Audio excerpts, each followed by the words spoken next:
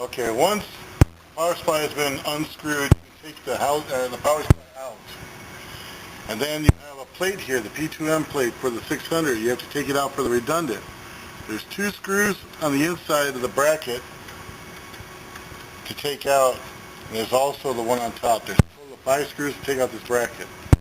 Once this bracket is out, you're able to use the redundant housing, and you'll be able to slide right in.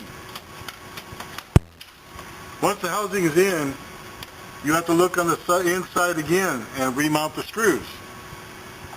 Once that is done, there's also one round head screw that goes in the front mount.